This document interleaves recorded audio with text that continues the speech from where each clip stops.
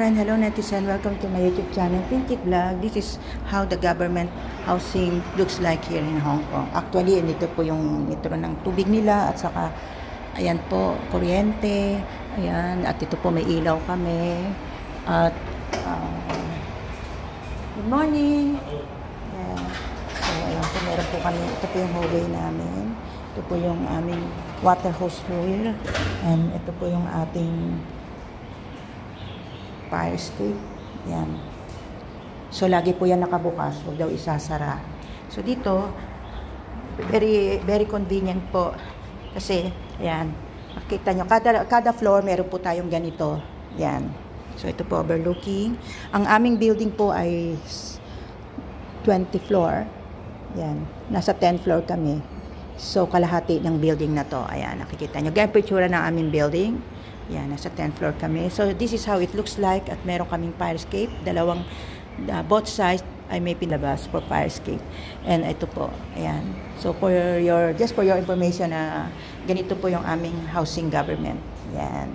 Ito po hindi namin pag-aari. Ito po ay pag-aari ng gobyerno at binabayaran namin ng renta every month. So, tao kami, 5 person. So, almost 2,000 per month ang Hong Kong dollar ang renta namin dito. Pag hindi po, pag public kasi mura, pero pag yung size ng bahay namin, pag sa private, mga 10 to 15,000 Hong Kong dollar yan. So, it's a blessing. At saka marami kami dito malapit sa school.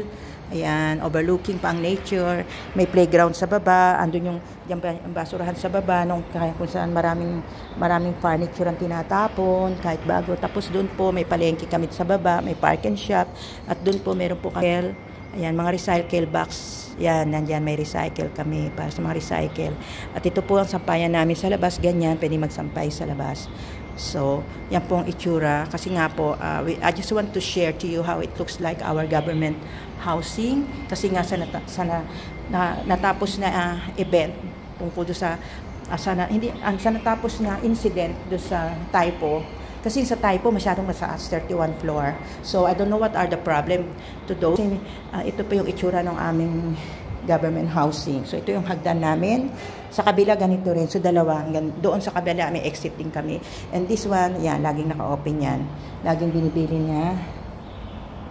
All residents are reminded to use smoke door properly, including keeping smoke doors close, avoiding damaging smoke doors, obstructing the closing of the smoke doors with object. Ayan, basta marami ng ano yan.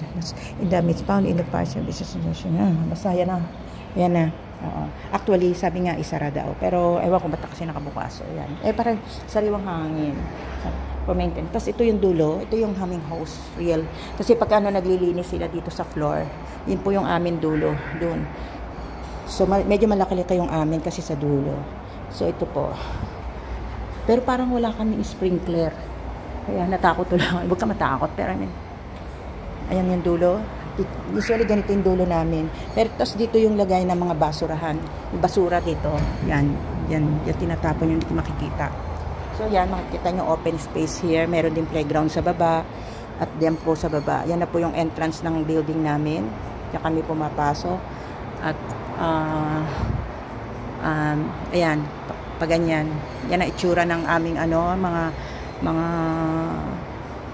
namin ganyan. Yan. So, depende kasi nakarehas din yan eh. Kung nakikita nyo, it's, nakabar sila. Nakabar. Ayan, bawat pintuan nakabar. Pero mabubuksan yan. Ma-open wide nyo naman siya. Kasi meron siyang, sa taas, so hindi nakasalamin na siya. Yan. For safe lumabas.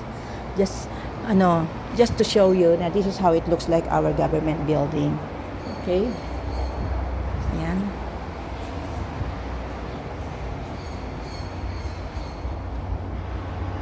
So, ito yung ating fire alarm. Yan, lagi yan tinitest. Ewan ko lang ngayon, hindi ko narinig nag-test, pero laging tinitest yan. Meron kaming fire alarm. So, very convenient, diba? Very safe. Yung aming hallway. Medyo luma ang aming building, kaya ang aming sahig ay hindi naka-tiles. So, ito yung aming exit door. Yan. So, we always pray for safety of our building. Lagi ko yung pinag-pray kada ako. Yan, prayer for every time sa building na to for safety, lalo na ng mga tao. Yan. At hindi lang to sa lahat ng building. And it's not only sa lahat ng building, sa buong mundo na lang ang safety. So, ayan po. Tapos may doorbell siya sa gilid. Pwede kayo maglagay ng doorbell sa gilid. Ganon. Kasi usually ganyan yung pintuan namin. Okay? So, this is how to share our building. Tapos dito sa gitna, pinakagitna, nandito po yung aming elevator. Show you our elevator na nasa gitna. And we only have one elevator. That's the point. Isa lang ang bilik. Pero ano kasi ito odd number. Sa even numbers, may elevator rin kami. So, isa lang ang gumagana naming elevator. Ito lang. So, siguro itong dalawa for emergency. Ito hindi gumagana, ito hindi gumagana. So, ito yung other meeting room, meter room for electricity. Tapos, ayan yung ating isang, dito rin may host din kami. Ayan. At meron din yung pa-alarm dito. Ayan. Tapos, merong open area yan. Just in case, di ba? Para safe. Na dito pa lang, pwede ka nang maluwang, I mean to say, di ba? Hindi masikip. Yan. So, nasa gitna siya. And then, doon sa kabilang dulo naman yung isa pang aming fire escape doon. Yan. So, yan po. At meron po kami ditong 27 rooms. Na kung nakikita nyo, sa isang palapag, 27 rooms. Dito, 14 to 27. At dito naman ay 1 to 13. So, 13 dito. At dito ay 14. Tama ba yun? 13 at 14. Oo, 27. So, 14 dito, dito 13. Kasi yung isa dun sa dulo ay basurahan.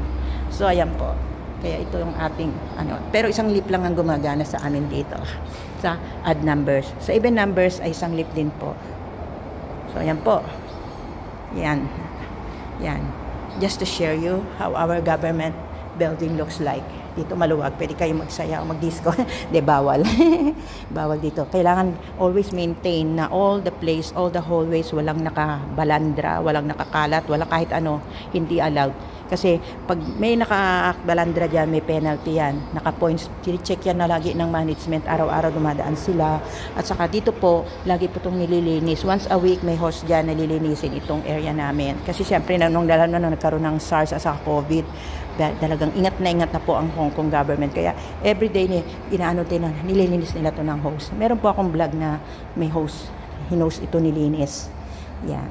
Yeah, yung mga Buddhist o may mga ancestor, ganyan pa rin naglalagay ng insenso. Yan. So, yan po ang ating government house. Dito, itong old building po ito sa Santing Nuay Estate, dito sa Shatin. Hindi po to consider as new building. Ay, 10th floor ako. Okay, so hanggang dito na lang. Balik na ako sa bahay ko. Ayan, dalawang hindi ginagamit at isang ginagamit. Dalawang exit. Yan. And hinahanap ko nga yung sabi nilang sprinkler. Oo, yun ang hindi ko makita dito kung nasaan. Saan ba nakalagay ang sprinkler? Pero ito host ng water po nila yan. Yan, for safety. Yan. Saka hindi lang dito, meron din sila sa dulo na nakasarado. Hose reel, HR nakalagay. Yun lang. Yung aming sahig hindi pa naka-tiles, pero yung aming okay naman. Yan, ganyan po ang bintana sa gilid. Kaya close na close ang bintana. Ang bintana ay nandun sa may kabila. Sa may pintuan, mayroong dalawang bintana. Yan.